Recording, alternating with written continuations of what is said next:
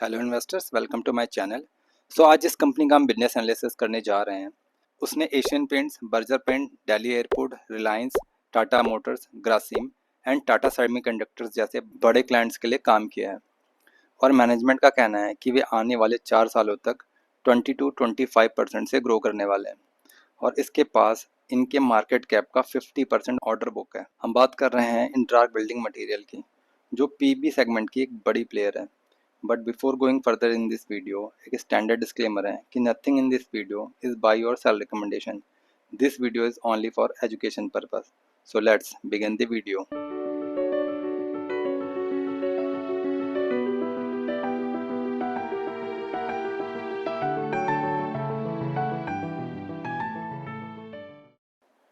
तो आज हम इंट्राग बिल्डिंग मटेरियल्स का बिजनेस एनालिसिस करेंगे और देखेंगे कि कंपनी के अंदर क्या कुछ ऐसे डेवलपमेंट्स हो रहे हैं जिससे हमें इस कंपनी को अपने वॉच लिस्ट में रखना चाहिए।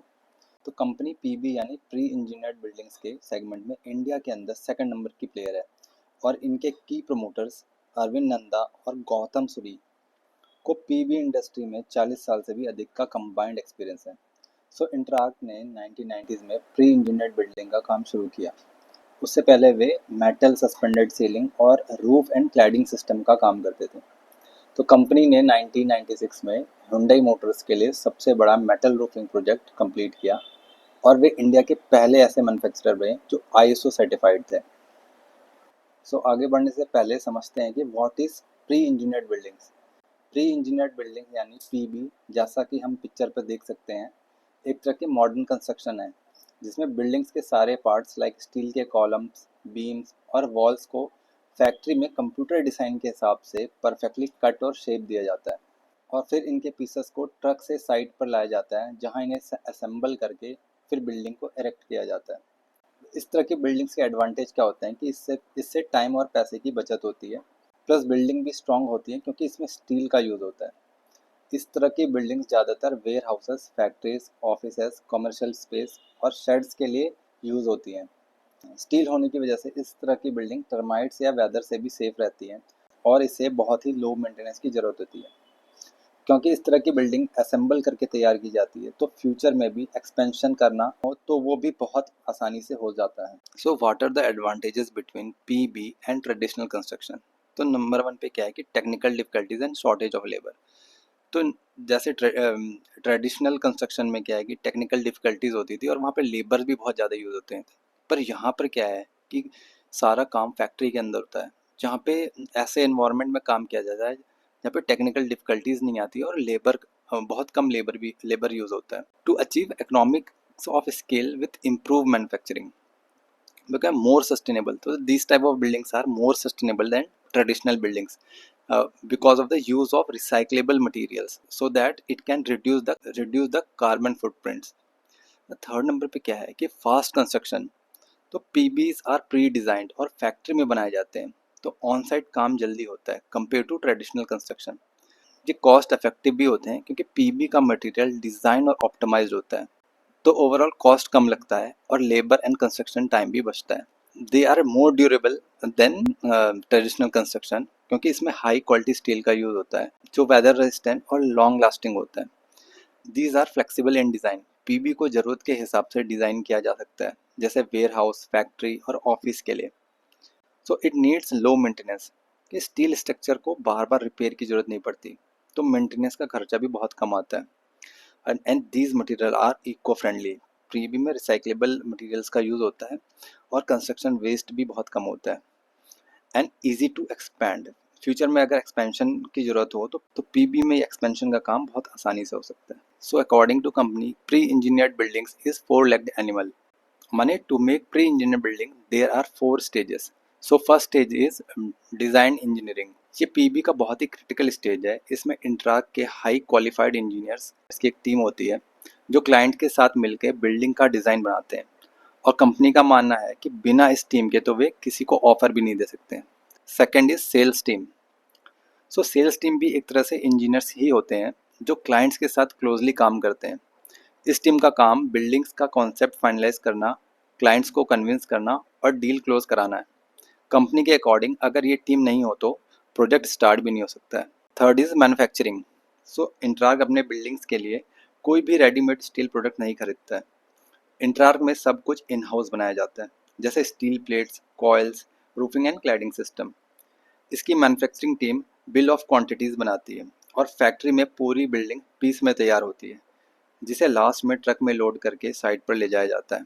और fourth and final stage is erection. So Interarch के पास ट्रेन बिल्डर्स और इरेक्टर्स की एक सर्टिफाइड टीम है, जो बिल्डिंग्स के पीसेस को साइट पर ले जाकर असेंबल करती है और फाइनली इरेक्शन प्रोसेस के बाद बिल्डिंग को क्लाइंट को हैंड ओवर करती है। So these four stages simultaneously do a great coordination. Then only company can execute project properly. So what are the different kind of steels used by Intrarch? तो number one पे क्या है, HR plate. तो इनका use कहाँ कहाँ होता है, हाई राइज स्ट्रक्चर में, कंपोजिट डेकिंग में, प्री इंजीनियर्ड सिस्टम में और हाई स्ट्रेंथ एप्लीकेशंस में। तो नंबर टू पे क्या है, गैल्वनाइज्ड कॉयल। गैल्वनाइज्ड कॉयल का यूज़ क्यों किया जाता है, क्योंकि ये कोरोजन रेजिस्टेंट होते हैं, कॉस्ट इफेक्टिव होते हैं, वर्सेटाइल होते हैं एंड सस्टेनेबल इन नेचर होते हैं। अब हम देखते हैं कि what are the main products used by Interarch. So Interarch has world class engineering roofing and cladding system. तो नंबर वन पे है track deck high rib roofing and cladding system. This is a high quality roofing and cladding system manufactured by Interarch. ये industrial, commercial और residential building के लिए suitable है because it provide durability, strength and aesthetic appeal. इसमें pre painted galvanised steel, बेर गैल्वलम या coloured coated गैल्वलम का use होता है। सो गैल्वलम कोटिंग के कारण ये कोरोजन रेजिस्टेंट है। इन्हें लीक प्रूफ डिजाइन और वाटर ड्रेनेज के लिए बनाया गया है, जिससे ये हैवी रेनफॉल के लिए सुटेबल होते हैं। इनका use factories, warehouses, commercial building और रेसिडेंशियल प्रोजेक्ट्स में होता है। एडवांटेजेस क्या हैं कि दीज आर एस्थेटिकली प्लीजिंग, यानी काफ़ी सुंदर और डिफरेंट कलर्स में अवेलेबल है। And also these are lightweight and strong, जिससे सपोर्टिंग फ्रेमवर्क की जरूरत कम होती है। So it is cost effective and reliable choice for various construction projects. Number two पे क्या है, track deck clip on and roofing cladding system. ये एक प्रीमियम रूफिंग और वॉल क्लैडिंग सिस्टम है जो कंसील्ड फिक्स टेक्नोलॉजी और क्लिप ऑन टेक्नोलॉजी के साथ आता है, जिसमें ट्रेडिशनल स्क्रू की जगह क्लिप का इस्तेमाल किया जाता है। ये भी गैल्वनाइज्ड स्टील, गैल्वनम या प्री पेंटेड मटेरियल से बनाया जाता है। इसका यूज़ इंडस्ट्रियल, कमर्शियल और रेसिडेंशियल प्रोडक्ट्स में होता है, जैसे कि कम स्लोप वाले रूफ में। ये क्रिएटिव आर्किटेक्चरल डिज़ाइन के लिए सुटेबल होते हैं।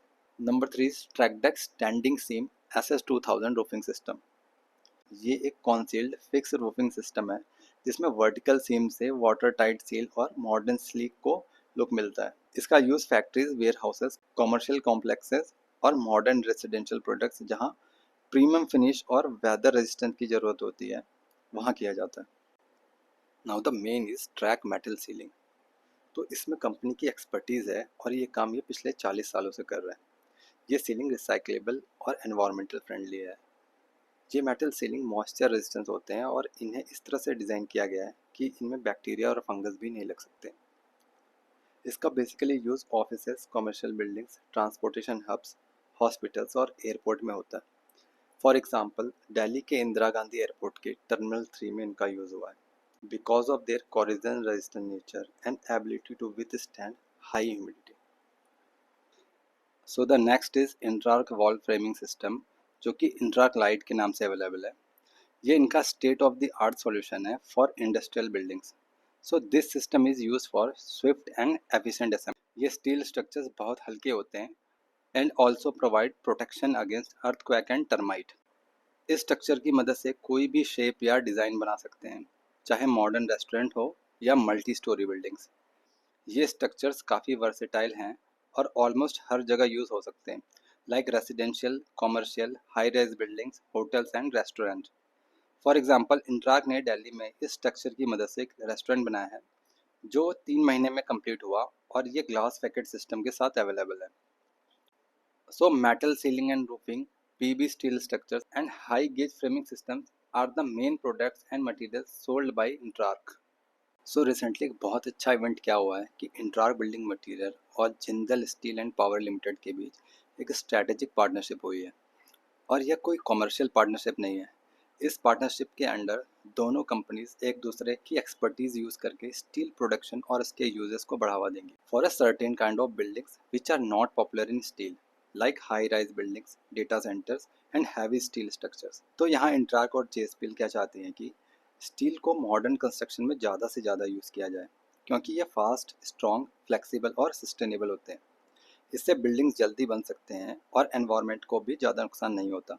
दोनों कंपनीज मिलकर इंडिया के शहरों को स्मार्टर और सेफ बनाने के लिए सस्टेनेबल कंस्ट्रक्शन प्रैक्टिस को पुश कर रही हैं। इस पार्टनरशिप के अंडर क्या डिफरेंट एक्टिविटीज़ होंगी, जैसे एजुकेशन प्रोग्राम्स। दोनों companies architectures, developers and industry personnels के लिए सेमिनार्स, वेबिनार्स और कॉन्फ्रेंस ऑर्गेनाइज करेंगे। इनमें स्टील डिज़ाइन एंड कंस्ट्रक्शन के लेटेस्ट टेक्निक सिखाए जाएंगे। जैसे दूसरा क्या है कि पॉलिसी एडवोकेसी।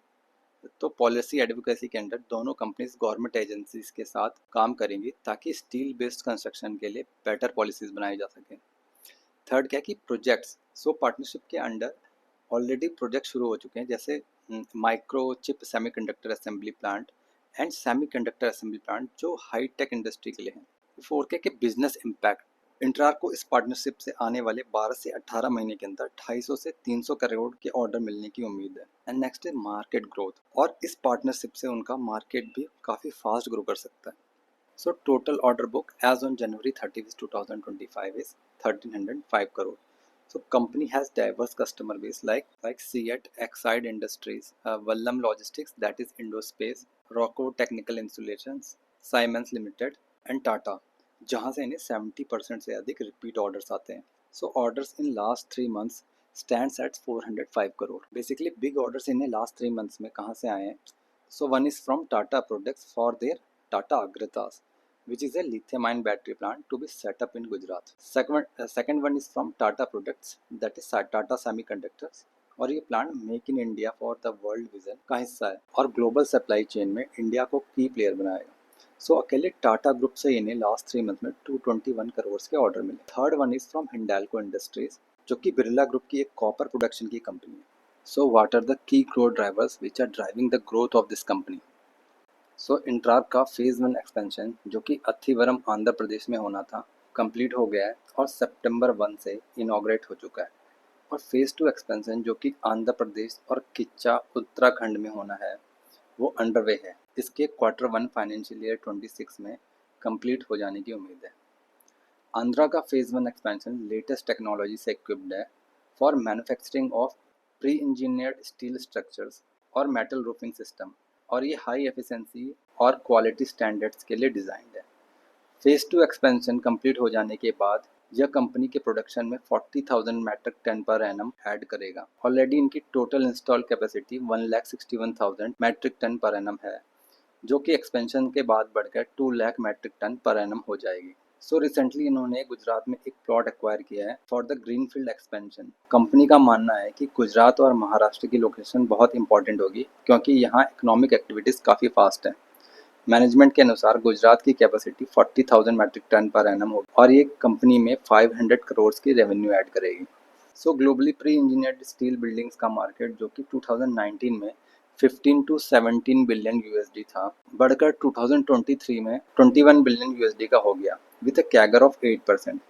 लेकिन 2028 तक इसके 34 बिलियन यूएसडी तक बढ़ने की उम्मीद है। So what are the key drivers that are driving the growth? So number one is industrial and commercial sector boom. So India is a developing economy.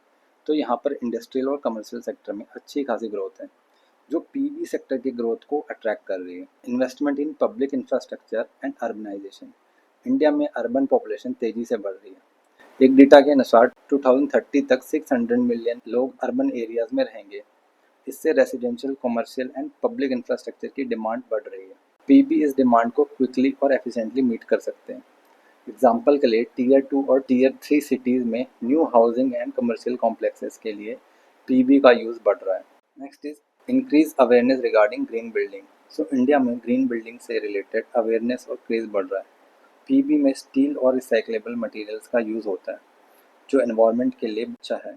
For example, PB की insulation और energy efficient feature से electricity bill कम होते हैं और government भी sustainable construction को promote कर रही है, जो पीबी की डिमांड को बढ़ा रहे हैं। सो मेजर गवर्नमेंट इनिशिएटिव्स क्या हैं, जैसे पीएलआई स्कीम, जिसमें domestic manufacturing investment and exports को इन्हांस करने के लिए इंसेंटिव देने की बात कही गई है। डिफरेंट सेक्टर्स को अराउंड 1.17 ट्रिलियन की फाइनेंशियल हेल्प प्रोवाइड करने की बात कही गई है। Next is national steel policy, जिसके अंडर 2030 तक पर कैपिटा स्टील कंजम्पशन को 160 केजीज तक ले जाने का एम है। इंफ्रास्ट्रक्चर में स्टील कंजम्पशन को बढ़ाने के लिए जोर दिया गया है, जिससे पीबी मार्केट काफी पॉजिटिवली इम्पैक्ट होगी। नेक्स्ट इज एनआईपी, प्रधानमंत्री आवास योजना, जहां पर हाउसिंग फॉर ऑल इनिशिएटिव है। फिर आत्मनिर्भर भारत, जहां पर इंफ्रास्ट्रक्चर डेवलपमेंट जैसे highways, bridges, airports and urban projects पर जोर दिया गया है। फिर सागरमाला इनिशिएटिव है, जिसके अंडर 5.8 ट्रिलियन रुपीस को 839 प्रोजेक्ट्स के डेवलपमेंट पर खर्च किया जाना है।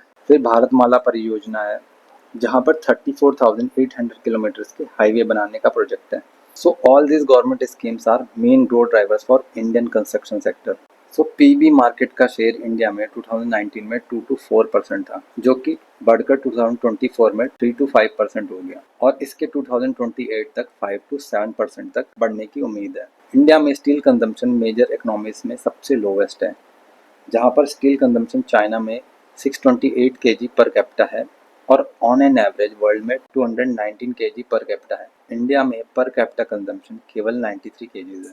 सो इंडिया में स्टील कंजम्पशन को बढ़ाने के लिए गवर्नमेंट ने DMINSP यानी domestically manufactured iron and steel policy लेकर आई है, जिसके अंडर गवर्नमेंट प्रोजेक्ट्स में locally manufactured iron and steel products को प्रेफरेंस देना है। So minimum 50 to 50% value addition होनी चाहिए स्टील प्रोडक्ट्स में जो इंडिया में बने हों।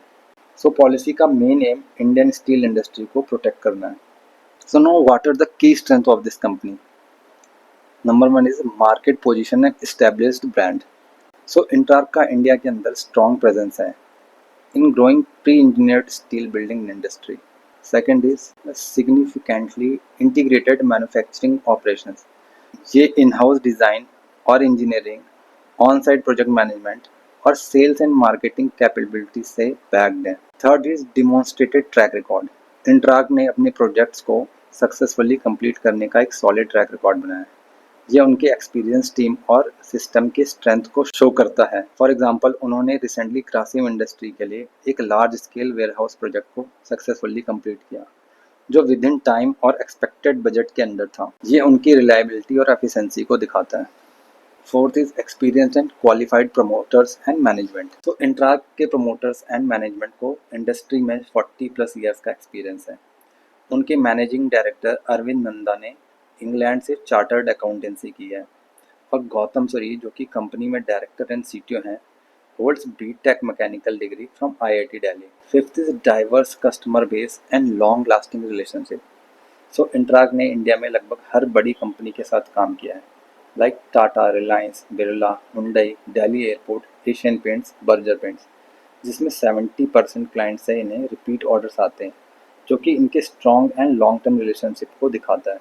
Sixth is debt free company with high cash reserve. So company is almost debt free with 20 crore debt on balance sheet. तो 3000 करोड़ मार्केट कैप की कंपनी के लिए 20 करोड़ का डेट ऑलमोस्ट नेग्लिजिबल है, and it has high cash reserve of 660 crore, which demonstrates its strong balance sheet. So these are the project completed by Intrark Building Materials, like Delhi Airport, hospital building in Bangalore, Karnataka, tire manufacturer at Chennai, industrial logistic park in Haryana, Punjab, Maharashtra, air conditioning manufacturing in Andhra Pradesh, FMCG manufacturing in Uttar Pradesh, solar PV module manufacturing in Dholera, Gujarat, and Jaipur, Rajasthan, and finally data center in Navi Mumbai.